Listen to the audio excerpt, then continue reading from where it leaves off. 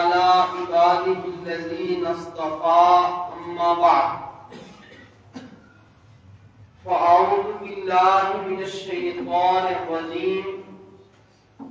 بسم الله الرحمن الرحيم حاميم والكتاب المبين إنا أنزلناه في ليلة مباركة إنا كنا منذرين وقال الله تبارك وتعالى في مقام آخر بسم الله الرحمن الرحيم إنا أنزلناه في ليلة القدر وما أدراك ما ليلة القدر ليلة القدر خير من 1000 شهر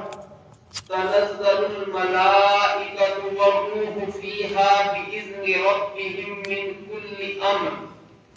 سلام هي حتى مطلع الفجر وقال الله تبارك وتعالى في مقام آخر ولا تباشروهن وأنتم عاكفون في المساجد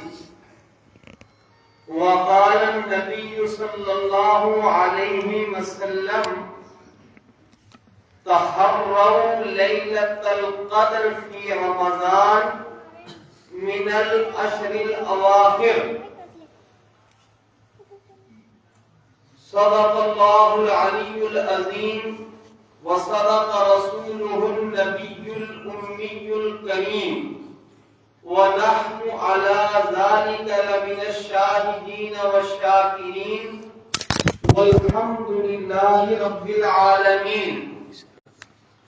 اللهم صل على محمد وعلى آل محمد كما صليت على إبراهيم وعلى آل إبراهيم إنك حميد مجيد اللهم بارك على محمد وعلى آل محمد كما باركت على إبراهيم وعلى آل إبراهيم إنك حميد مجيد اللهم صل على سيدنا محمد وعلى آل سيدنا محمد وأصحاب سيدنا محمد وبارك وسلم يا رب صل وسلم دائما أبدا على حبیبک خیر الخلق کلہم آپ تمام حضرات سے گزارش ہے کہ توجہ کے ساتھ اور عمل کی نیت سے گفتگو سنیں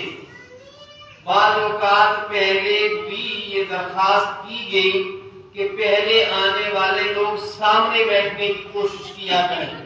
یہ مزاج بنائیں اور دوسری بات یہ بھی یاد رکھیں کہ اللہ تعالیٰ کی توفیق سے رمضان المبارک میں آپ جلدی تشریف لے آتے ہیں تو 1:15 بجے سے پہلے اپنی تلاوت کا معمول پورا کر لیا کریں 1:15 بجے ذہنی طور پر بیان سننے کے لیے تیار ہو جائیں بلکہ امت کا ایک طبقہ جو گفتگو میں کر رہا ہوں اس کو خطبے کا حصہ قرار دیتی ہیں دوران خطبہ آپ ذکر و اذکار بھی نہیں کر سکتے لہذا تسبیحات پڑھنے کا وقت دوسرا ہے ابھی آپ سب تسبیحات جیب میں رکھ کر میری بات سنیں دین اس کا نام ہے جس وقت جو کام ہے وہ کرنا ہے تسبیحات پڑھنے کے دوسرے اوقات ہیں جزاک اللہ زندگی بھر یہ یاد رکھیں رمضان مبارک کا آخری عشرہ بالکل قریب تر ہے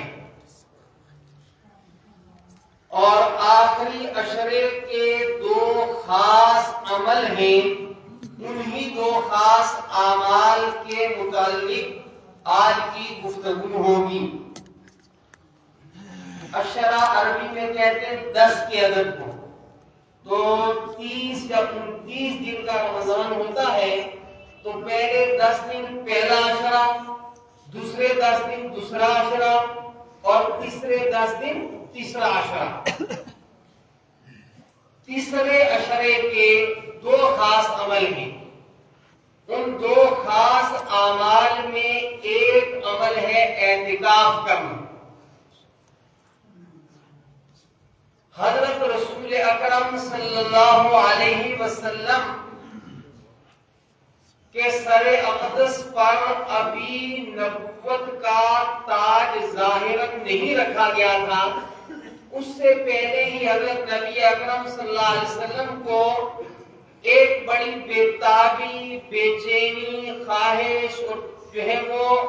شوق اور رغبت ہو رہی تھی کہ میں تنہائی میں اللہ تعالیٰ کی عبادت کروں۔ چنانچہ حضور اکرم صلی اللہ علیہ وسلم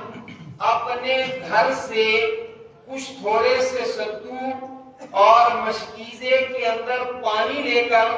غار ہیرا میں مکہ مکرمہ جہاں بیت المقدس بیت اللہ شریف ہے اس سے اوپر پہاڑ کی طرف چلے جاتے اور وہاں ایک غار کے اندر بعض اوقات مسلسل کئی مہینے اور بعض اوقات مہینے کی کچھ ایام جو ہے وہ تنہائی کے اندر آپ اللہ تعالیٰ کے ذکر کے اندر مصروف رہتے۔ چنانچہ حضور اکرم صلی اللہ علیہ وسلم تنہائی کے اندر غار ہرا کے اندر یعنی ہر طرف سے یکسو ہو کر کے کٹ کر کے گھر والوں کو چھوڑ کر کے رشتہ داروں کو چھوڑ کر کے اور جو عمومی انسان کے مشاغل ہوتے ہیں ان سارے مشاغل کو چھوڑ کر کے غار ہرا کے اندر گویا حالت اعتکاف کے اندر تھے۔ اور ابھی جو ہے رسول اکرم صلی اللہ علیہ وسلم پر وحی کا نزول نہیں ہوا تھا، اس سے پہلے وہ رمضان ہی کا مہینہ تھا، روزے ابھی فرض نہیں ہوئے تھے، لیکن آپ صلی اللہ علیہ وسلم حالت خلوت کے اندر غار ہرا کے اندر تھے اور وہ رمضان کا ہی مہینہ تھا، رمضان المبارک کا آخری عشرہ تھا اور بعض حضرات نے لکھا ہے کہ وہ لیلۃ القدر تھی، تو رسول اکرم صلی اللہ علیہ وسلم پر پہلی وحی نازل ہوئی۔ اس سے علماء نے یہ لکھا ہے کہ وہ لوگ جو اپنی روحانیت کو مضبوط کرنا چاہیں، جو روحانی طور پر بلند مقام حاصل کرنا چاہیں، ان کے لیے اعتکاف انتہائی ضروری عمل ہے، خلوت انتہائی ضروری عمل ہے۔ قرآن حکیم میں ویسے بھی رسول اکرم صلی اللہ علیہ وسلم پر جو ابتدائی وحیاں نازل ہوئی ہیں ان میں ایک وحی وہ ہے جو سورہ مزمل شریف کے آغاز کی وحی ہے، جس میں فرمایا گیا یا ایھا المزمل قم اللیل الا قلیلا نصفہ او انقص منہ قلیلا او زد علیہ ورتل القرآن ترتیلا، کہ اے نبی صلی اللہ علیہ وسلم آپ رات کے وقت میں سب سے ہٹ کٹ کے اپنے رب کے حضور قیام کریں، اور دوسرے مقام پر فرمایا وَتَبَتَّلْ إِلَيْهِ تَبْتِيلًا، کہ ہر طرف سے جو ہے اپنے آپ کو یکسو کر کے بالکل جو بہت ضروری حاجات ہیں انسان کی، جو تقاضاء فطرت ہیں، مثلا کھانا وغیرہ ہے یا دوسری حوائج ضروریہ ہے، ان کو تو آدمی نہیں چھوڑ سکتا، اس کے علاوہ ہر طرف سے آپ اپنے آپ کو یکسو کر لیں۔ یہاں تک کہ نبی اکرم صلی اللہ علیہ وسلم کا مشغلہ تو دعوت کا تھا، آپ تو رات دن جو ہے جلوت میں خلوت میں انفرادی اجتماعی طور پر جو ہے وہ دعوت اللہ کا مقدس فریضہ انجام دیتے تھے، یعنی لوگوں کو اللہ تبارک و تعالیٰ کی طرف بلاتے تھے، لیکن اتنے مقدس کام کے مکمل ہونے پر بھی نبی اکرم صلی اللہ علیہ وسلم کو باقاعدہ حکم دیا گیا فَإِذَا فَرَغْتَ فَانْصَبْ، کہ کچھ وقت جب آپ دعوت کے کام سے فارغ ہو جائے تو بالکل یکسو ہو کر کے فنصب کا اگر وہ معنی آپ کے سامنے میں کروں جو آپ کو سمجھ میں آئے، تو وہ یہ ہے کہ ستون بن کر کے، جم کر کے اپنے رب کے سامنے کھڑے ہو جاؤ۔ تو رسول اکرم صلی اللہ علیہ وسلم کا نبوت ملنے سے پہلے کا غار حرا کے اندر جو عمل تھا وہ گویا اعتکاف کا عمل تھا۔ اعتکاف کہتے اس کو ہے کہ ہر کام کو چھوڑ کر یکسو ہو کر کسی جگہ پر بیٹھ جانا، اور پھر رمضان المبارک کی روزوں کی جب فرضیت نازل ہوئی اور حضور اکرم صلی اللہ علیہ وسلم نے اپنی زندگی کے تمام رمضان المبارک میں باقاعدگی کے ساتھ اعتکاف کا اہتمام فرمایا ہے۔ ایک رمضان المبارک میں حضرت نبی اکرم صلی اللہ علیہ وسلم اعتکاف نہیں فرما سکے۔ بعض حضرات نے لکھا ہے کہ آپ صلی اللہ علیہ وسلم کو کوئی سفر پیش آ گیا، تو سفر کی مصروفیت کی وجہ سے آپ اعتکاف نہیں فرما سکے، تو دوسرے سال نبی اکرم صلی اللہ علیہ وسلم نے 20 دن کا اعتکاف فرمایا۔ یہ بھی حدیث پاک کے اندر آتا ہے کہ نبی اکرم صلی اللہ علیہ وسلم نے اپنی زندگی کے آخری رمضان میں 20 دن کا اعتکاف فرمایا، اور پھر آپ صلی اللہ علیہ وسلم کے دنیا سے پردہ فرمانے کے بعد ازواج مطہرات رضوان اللہ علیہن اجمعین مستقلاً جو ہے وہ رمضان المبارک کا اعتکاف فرماتی رہی، اور ہر زمانے کے صلحائے زمانہ اعتکاف کا اہتمام کرتے رہے۔ مقصد اعتکاف یہ ہے، دیکھیے آدمی جیسے ماحول میں رہتا ہے،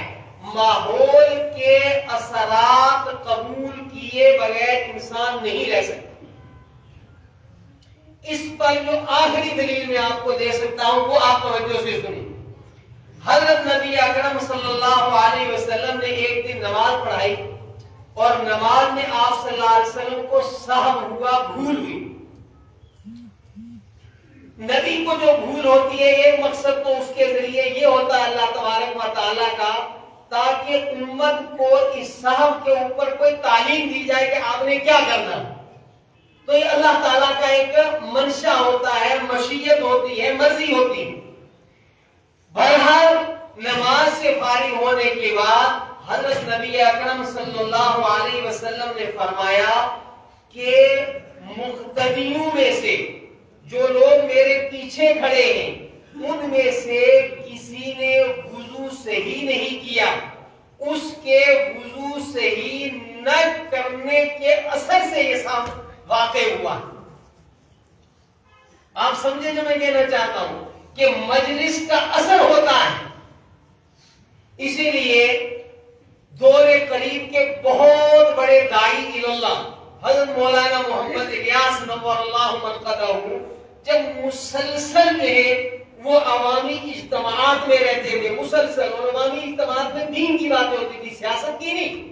ٹھیک ہے، تجارت کی نہیں، بلکہ دینی اجتماعات ہوتے تھے۔ مسلسل کئی مہینے، ہفتے جو ہے وہ دینی اجتماعات میں رہتے تھے، تو ان اجتماعات سے بھی فراغت کے بعد اپنے زمانے کے بہت بڑے اللہ تعالیٰ کے ولی دوست شاہ عبد القادر رائے پوری رحمت اللہ علیہ کی خدمت میں جا کر کے کچھ دن یکسوئی اختیار کرتے تھے کہ عوام کے اختلاط سے، چونکہ عوام میں مختلف قسم کے لوگ ہوتے ہیں، مختلف عقائد کے لوگ ہوتے ہیں، مختلف اعمال والے لوگ ہوتے ہیں، بد عمل بھی ہوتے ہیں، اچھے اعمال والے بھی ہوتے ہیں، مختلف خواہشات والے بھی ہوتے ہیں، تو اس کے اثرات پڑتے ہیں آدمی کے اوپر، ویسے ہی آدمی کے جذبات پیدا بنتے ہیں۔ تو انسان کے اندر دو قسم کی صفات ہیں، گویا دو صلاحیتیں ہیں انسان کے اندر، ایک حیوانی صلاحیت ہے انسان کے اندر، ایک ملکوتی صفت ہے انسان کے اندر۔ حیوانی صلاحیت کیا ہے؟ بس آدمی کہتا ہے کیسے اچھا سے اچھا کھاؤں، کیسے اچھا سے اچھا پہنوں، کیسے اچھا سے اچھا میں طریقے سے اپنے خواہش نفس کو پورا کروں، یہ حیوانی صفت ہے۔ ضرورت کی حد تک پہننا الگ بات ہے، ضرورت کی حد تک کھانا الگ بات ہے، اور خواہش نفس کو ضرورت کی حد تک پورا کرنا الگ بات ہے، لیکن حد سے بڑی ہوئی خواہشات، حد سے بڑا ہوا کھانا، یہ تو حیوانیت کی علامت ہے، ٹھیک ہے؟ تو انسان جو ہے اس پر ماحول کے اثرات کی وجہ سے، صحبت کے اثرات کی وجہ سے حیوانیت غالب آ جاتی ہے۔ اچھا پہنا ہوا ہے پھر بھی کہتا ہے جناب اب یہ شادی ہے تو اس میں یہ پہننا ہے، یہ شادی ہے تو اس میں یہ پہننا ہے، یہ پارٹی ہے تو اس میں نیا جو ہے وہ چاہیے۔ اچھا کھانے کے باوجود پھر بھی یہ ڈش اور وہ ڈش، بس اسی کے اندر ساری زندگی گزارتا ہے انسان، اور طریقے سے وہ گناہ کرتا ہے، خواہش جو ہے مرضیات سے گناہ کر کے بھی اس کی خواہش پوری نہیں ہوتی۔ پھر باقاعدہ دنیا کے کچھ لوگ اپنی خواہش نفس کی تسکین کے لیے جبرن گناہ کرتے ہیں، ان کو جبرن گناہ کے اندر لذت آتی ہے، اور لذت وہاں بھی ان کی پوری نہیں ہوتی، اس لیے کہ دنیا تو لذت پوری ہونے کی جگہ نہیں ہے، اس کے لیے ایک اور جہان ہے میرے بھائیوں۔ تو بہرحال میں آپ سے یہ عرض کر رہا ہوں کہ انسان کے اندر جو حیوانی صلاحیت ہے، اس حیوانی صلاحیت کو مغلوب کرنے کے لیے روحانی صلاحیت کو طاقتور کرنا پڑتا ہے۔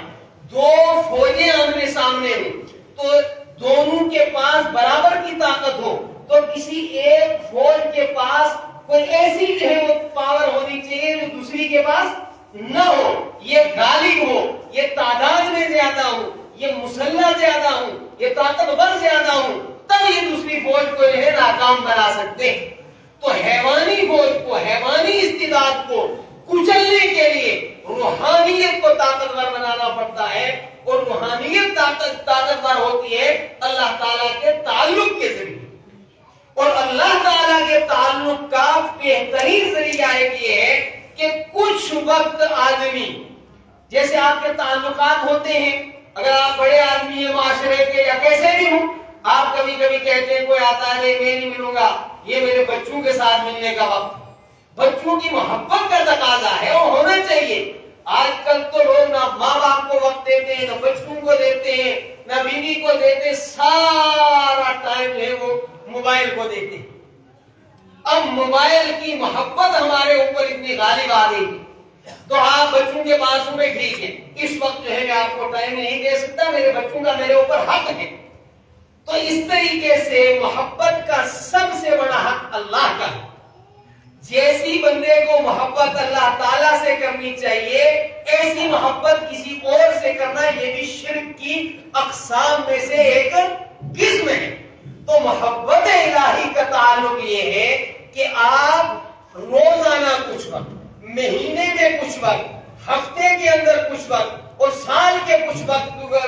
میں کچھ وقت میں وہ اللہ کی یاد کے لیے سب کو چھوڑ کر کے جو ہے انقطاع کر کے اللہ کے لیے کچھ وقت نکالے، اور اس کے لیے رسول اکرم صلی اللہ علیہ وسلم کی مقدس ترین تعلیمات کے مطابق سب سے اچھا وقت یہ ہے کہ رمضان المبارک کا مہینہ ہو اور رمضان المبارک کا آخری عشرہ ہو، اور بندہ سب طرف سے کٹ کر کے حالت اعتکاف کے اندر اللہ تعالیٰ کے ساتھ اپنا تعلق قائم کرے۔ اس سے آپ کی روحانیت مضبوط ہوگی، جب روحانیت آپ کی مضبوط ہوگی تو بہت سارے گناہوں سے آپ محفوظ ہو جائیں گے۔ تو رمضان المبارک کے آخری عشرے کا ایک اہم کام جو ہے وہ اعتکاف ہے۔ حضرت نبی اکرم صلی اللہ علیہ وسلم اس کا اہتمام فرمایا کرتے ہیں۔ آخری عشرے کا دوسرا عمل، میں نے قرآن حکیم کی 2 آیات آپ کے سامنے تلاوت کی ہیں۔ ایک آیت اِنَّا أَنزَلْنَاهُ فِي لَيْلَةٍ مُبَارَكَةٍ، اور دوسری اِنَّا أَنزَلْنَاهُ فِي لَيْلَةِ الْقَدْرِ۔ لیلۃ القدر بھی کہا گیا ہے اور لیلۃ المبارکہ بھی کہا گیا ہے شب قدر کو، اور شب قدر اتنی عظیم ترین رات ہے کہ مکمل ایک سورت اس کی عظمت پر نازل ہوئی، مکمل ایک سورت، اور قرآن حکیم جن مضامین کو اہمیت کے ساتھ بیان کرنا چاہتا ہے، یہ خاص قسم کے جملے میں کہہ رہا ہوں، مر جاؤ گے جملے نہیں ملیں گے، یاد رکھو۔ قرآن حکیم جن مضامین کو، جن اعمال کو اہمیت کے ساتھ بیان کرنا چاہتا ہے، ان کو ایک مرتبہ سے زیادہ مرتبہ بیان کرتا ہے۔ چنانچہ لیلۃ القدر کی عظمت کو 2 جگہ قرآن پاک نے بیان کیا۔ ایک جگہ انا انزلناہ فی لیلۃ مبارکۃ، اور دوسری جگہ انا انزلناہ فی لیلۃ القدر۔ پہلے مقام پر فرمایا کہ ہم نے اتارا اس کو، کس کو؟ قرآن حکیم کو، اس رات میں جو برکت والی رات ہے۔ یاد رکھیں، میں سب کے لیے تو دعویٰ نہیں کرتا، معاف رکھیں، لیکن یہ جو دوسری بات کی مجمع کو بتا رہا ہوں، مر جاؤ گے کوئی بتائے گا نہیں۔ اللہ ماشاءاللہ کچھ لوگوں کا مطالعہ اتنا وسیع ہو جائے، لہذا توجہ سے سنو۔ برکت کس کو کہتے ہیں عربی کے اندر؟ برکت کسی اس عامل کو کہتے ہیں جو اندر کی صلاحیت کو باہر نکال کر نکھار دے۔ مثلا آپ کے اندر یہ صلاحیت موجود تھی کہ آپ محنت کریں اور محنت کرنے کے بعد بہت اعلیٰ منصب حاصل کریں، لیکن یہ صلاحیت اندر تھی۔ پھر ایسا ہوا کہ آپ کسی مجلس کے اندر بیٹھے اور کسی نے آپ کو گائیڈ لائن دی، رہنمائی دی، اور آپ کو ابھارا کہ ذرا تم ہمت کرو تو تم یہ مقام حاصل کر لو گے۔ اس کے بعد آپ نے جو ہے محنت شروع کی یہاں تک کہ آپ بہت بڑے افیسر بن گئے۔ تو وہ جو مجلس تھی، یہ مجلس آپ کے لیے برکت بنی کہ آپ اس مجلس نے، وہ مجلس ذریعہ بنی، سبب بنی، عامل بنی، اور اس مجلس کے سبب سے، اس عامل کے سبب سے آپ کے اندر کی صلاحیت ابھری، آپ نے اس صلاحیت کو کام میں لگایا اور آپ نے ایک مقام حاصل کیا۔ برکت اس کو کہتے ہیں۔ برکت کو پھونک مارنے کا نام نہیں کہ 100 روپے کے 1000 روپے ہو جائے۔ لوگ نہیں سمجھتے قرآن کو، اور سمجھتے ہیں تو غلط سمجھتے ہیں۔ قرآن وہ مقدس کتاب ہے جو آپ کی دینی دنیاوی ترقی کی ضامن ہے۔ فرمایا یہ وہ رات ہے جس رات نے انسانوں کی صلاحیتوں کو نکھارا ہے۔ دنیا کی تاریخ میں سب سے بڑی انقلابی رات وہ ہے جس رات میں قرآن نازل ہوا۔ پوری دنیا کے اندر جتنے انقلابات ہیں، وہ تمدنی، ثقافتی، معاشرتی، علمی، ادبی، فنی، جتنے بھی انقلابات آج دنیا میں آپ دیکھ رہے ہیں، تحقیقاتی، یہ سارے مرہون منت ہے شب قدر کی۔ قرآن نہ آیا ہوتا، اگر آپ مطالعہ کریں انسانی تاریخ کا، تو نزول قرآن کریم سے پہلے جو انسانی طبقات کے درمیان تقسیم تھی، اس میں ایک محدود طبقہ تھا۔ بس جناب یہ چند خاندان کوئی مذہبی گھر میں جا سکتے ہیں اور مذہبی کسی کام کو انجام دے سکتے، باقی لوگ تو اس لیے پیدا ہوئے، اس زمانے کا تصور تھا کہ یہ کھیتی باڑی کرے یا بڑے لوگوں کی غلامی کرے۔ یہ تصور تھا نزول قرآن سے پہلے دنیا کے اندر۔ یہ آج جو دنیا کے ہر کونے میں، ہر برادری میں، ہر زبان والے، ہر رنگ والے علم سے فیضیاب ہیں، عہدے ہیں، مناصب ہیں، وہ کچھ بھی ترقی کے راہوں پر دوڑ سکتے ہیں، یہ قرآن حکیم کے نزول کے بعد ہوا ہے۔ یہ ہے برکت کا مطلب۔ اگر یہ برکت والی رات نہ ہوئی ہوتی تو پتہ نہیں کروڑوں انسان پیدا ہوتے اور انسانوں کی غلامی کرتے رہتے، بڑے لوگوں کی غلامی کرتے رہتے اور مر جاتے۔ قرآن نے آ کر سارے انسان، وہ کسی رنگ کا ہو، کسی نسل کا ہو، کسی جغرافیائی خطے کا ہو، ان کو یہ شعور دیا، یہ احساس دیا کہ تم اپنی صلاحیتوں کو نکھارو، تم آگے بڑھو، تم دنیا اور آخرت کے اندر کامیابی کی منزلیں حاصل کرو۔ اِنَّا أَنزَلْنَاهُ فِي لَيْلَةٍ مُبَارَكَةٍ، یہ مطلب ہے برکت۔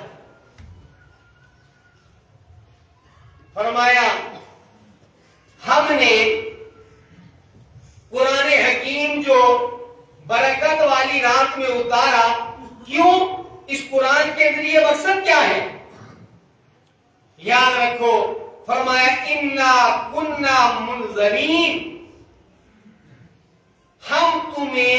تمہارے برے انجام سے ڈرانا چاہتے ہیں، ہم تمہیں تمہارے برے انجام سے ڈرانا چاہتے ہیں، کہیں غفلت کے حوالے اس زندگی کو نہیں کر دینا۔ وَمَا الْحَيَاةُ الدُّنْيَا إِلَّا لَعِبٌ وَلَهْوٌ،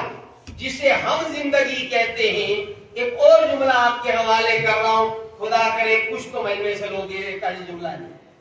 یہ جسے ہم ساری زندگی کہتے ہیں، یہ ساری زندگی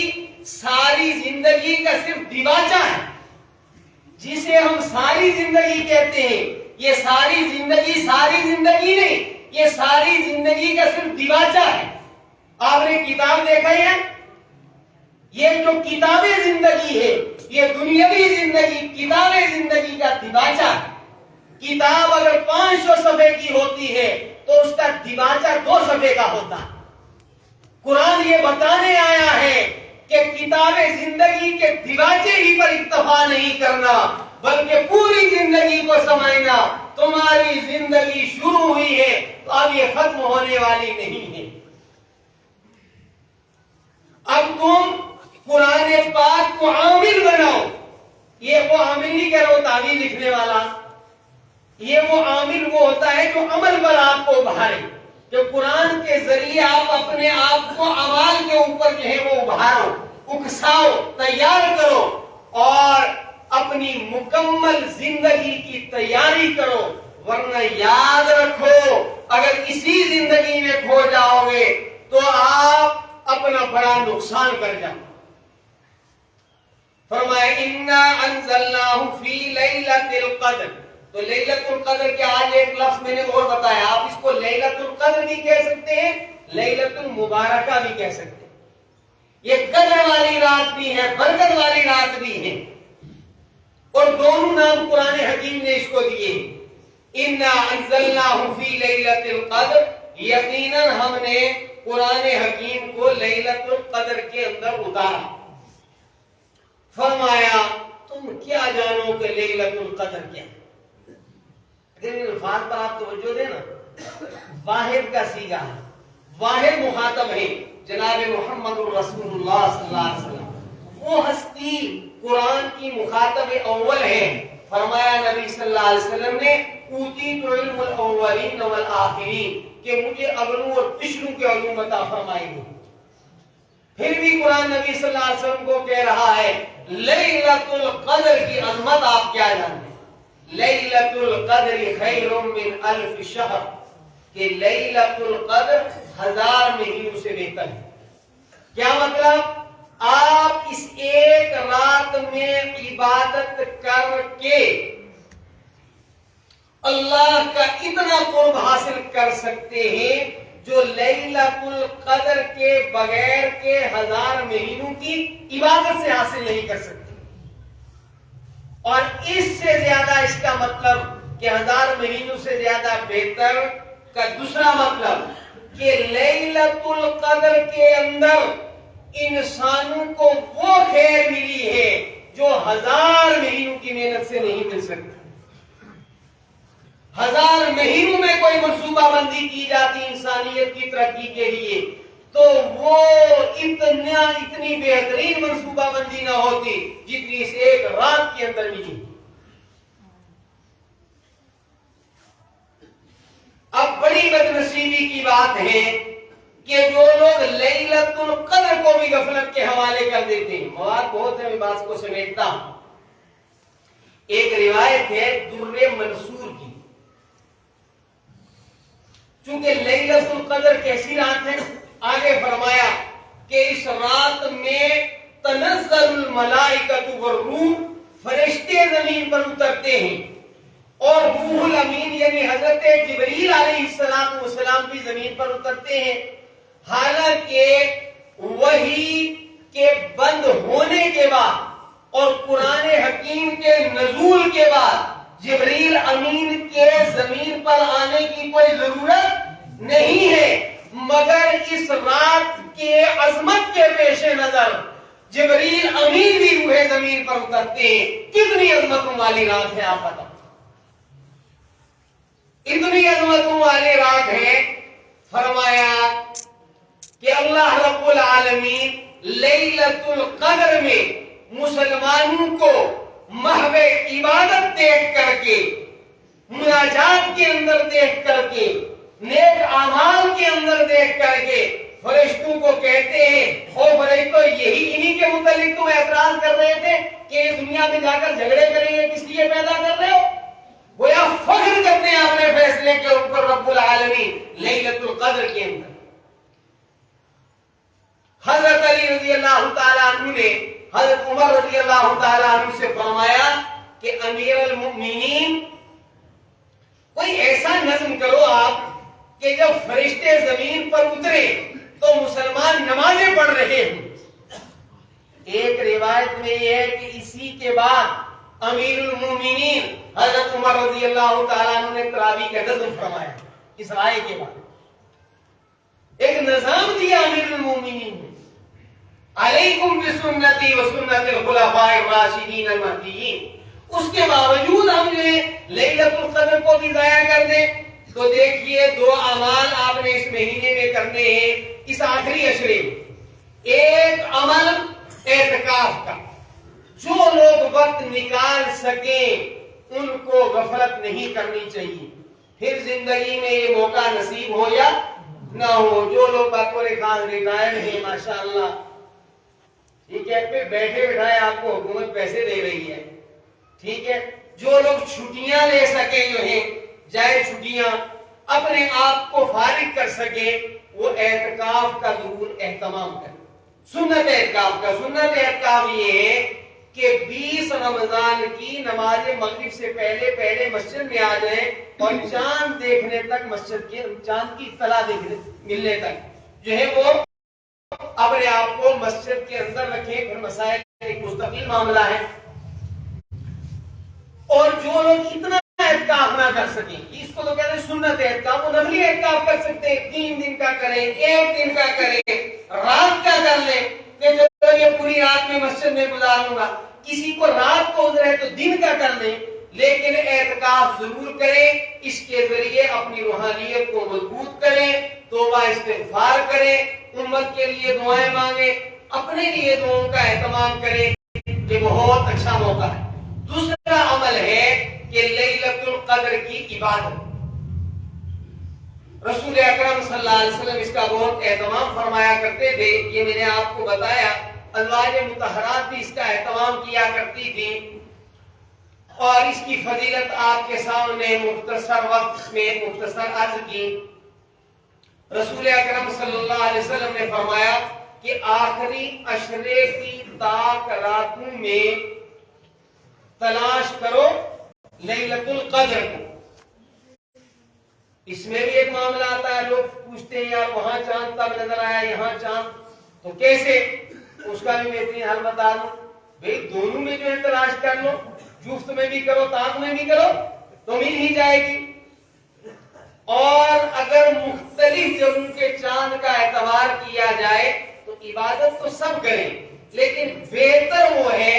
कि जिस चांद के एतबार से लैलतुल कद्र हरम शरीफ के अंदर होती, हरमैन के अंदर होती, तो इसका ये तकाजा है कि हम कम अज कम आखिरी अशरे की सारी रातें इबादत में गुजारने की कोशिश करें। और मोतकफीन तो सो रहे होंगे अगर, तो भी उनको लैलतुल कद्र मिल जाएगी इंशाअल्लाह रहमान। लेकिन बाकी रात में आम जो है वो दिनों से कुछ इबादत को ज्यादा करें। रसूल अकरम सल्लल्लाहु अलैहि वसल्लम के मुतालिक आता है कि आप सल्लल्लाहु अलैहि वसल्लम जब रमजानुल मुबारक का चांद देखते थे تو اپنے آپ کو بسترے سے الگ کر دیتے تھے، اور جب آخری عشرہ تھا تو جو حدیث کے الفاظ ہیں ان کا ترجمہ کرتا ہوں کہ نبی صلی اللہ علیہ وسلم لنگوٹ کس لیتے تھے پوری تیاری کے ساتھ گویا، اور لیلۃ القدر میں خاص طور پر صالحین کے دلوں پر تجلیات خداوندی کی بارش برستی۔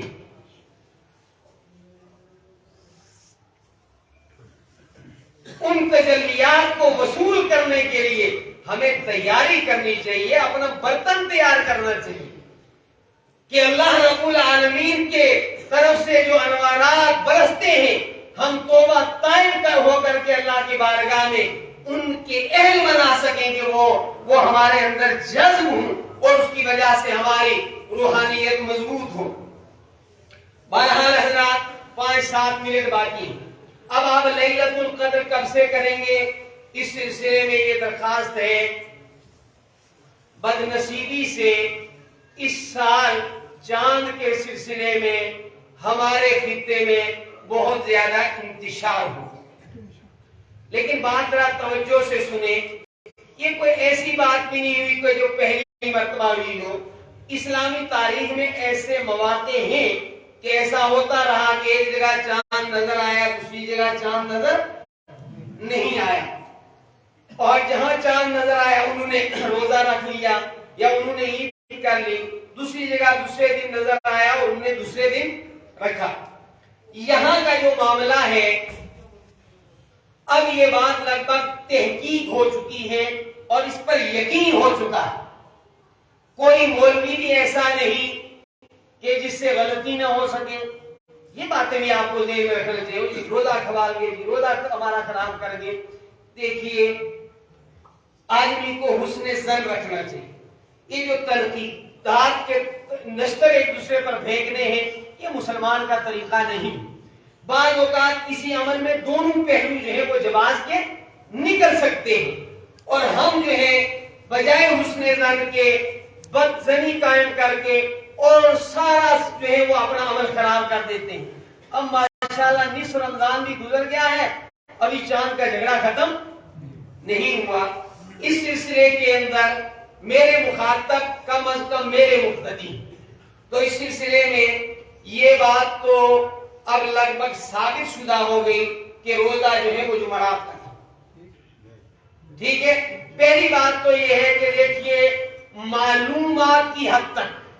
ایسا نہیں کہ علماء آج ہی کے زمانے میں ہیں، پہلے بھی بڑے بڑے علماء اس خطے میں بھی گزرے ہیں اور سب مسالک کے گزرے ہیں، ولی اللہ گزرے ہیں، تو پچھلے 70-80 سال سے جس طرح چاند کے معاملے میں وہ فیصلہ کرتے تھے اس سے ہٹنے کی کوئی خاص اور معقول ضرورت نہیں، ہمیں اس پر استقامت دکھانی چاہیے۔ لیکن اس کے باوجود یہ ہوا چونکہ چاند کا اعلان کافی تاخیر سے ہوا، کچھ لوگ سو گئے، کچھ وہاں بھی ایسا ہوا کہ ذیلی کمیٹیوں نے پہلے نہ ہونے کا اعلان کر دیا، اس سے بھی لوگ جو ہے وہ مغالطے کے اندر پڑ گئے، اور پھر ہماری ریاست کے آفیشل جو مفتی صاحب ہیں جنہیں مفتی اعظم کہا جاتا ہے، ان کے والد صاحب بھی جو ہے ایک طویل عرصے تک ریاست کے مفتی اعظم رہے، اور ان کے فیصلے پر بہرحال ساری ریاست کے لوگ جمع رہتے ہیں، انہوں نے بھی اعلان کر دیا کہ وہ کل چاند نہیں ہے۔ اس کی وجہ سے دو مختلف رائے بن گئی، اس حد تک دونوں رائے جو ہے وہ قابل قبول تھی، قابل مذمت نہیں تھی۔ دیکھو جو بات عقل میں آتی ہے اس کو قبول کر لینا چاہیے کہ بھئی جنہوں نے کہا کیونکہ کچھ ذیلی کمیٹیوں نے نہ ہونے کا اعلان کر دیا، ریاست کے مفتی اعظم نے اعلان کر دیا، اور پھر تاخیر سے وہ اعلان بھی سامنے آیا کہ بے روزہ ہے، جس اعلان پر ہمیشہ اس خطے کے لوگ روزہ رکھتے ہیں۔ لیکن میرا محتاط گفتگو اور جو کرنے بھی یہی چاہیے کہ دونوں کے لیے جواز کی شکل پیدا ہو رہی تھی، لیکن جب دوسرے دن چاند سامنے آیا اور وہ چاند بہت دیر تک رہا تو اس چاند نے بھی گویا گواہی دے دی کہ بھئی بعض لوگوں کا ایک روزہ نہ رکھنے میں صاحب ہوا، ٹھیک ہے کہ نہیں؟ جرم اس کو نہیں کہیں گے، یاد رکھیں شریعت نے لحاظ رکھا ہے، خود سارے مفتی نہ بن جایا کریں۔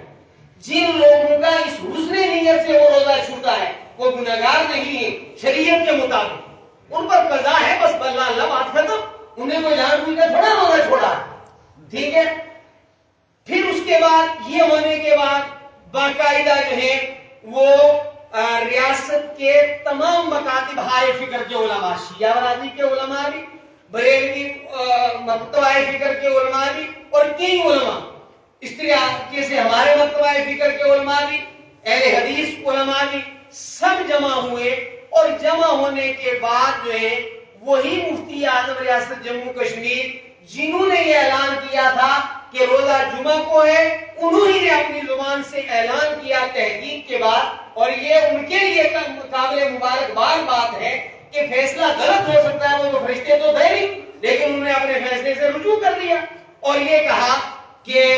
جو ہے وہ لیلۃ القدر اور اعتکاف جو ہے وہ جمعرات کے اعتبار سے ہوگا۔ خود کی شان کو جو ہے چاند تھا، رمضان جمعرات کو شروع ہوا ہے، لہذا انہوں نے جب یہ کہہ دیا اس کے بعد کوئی انتشار باقی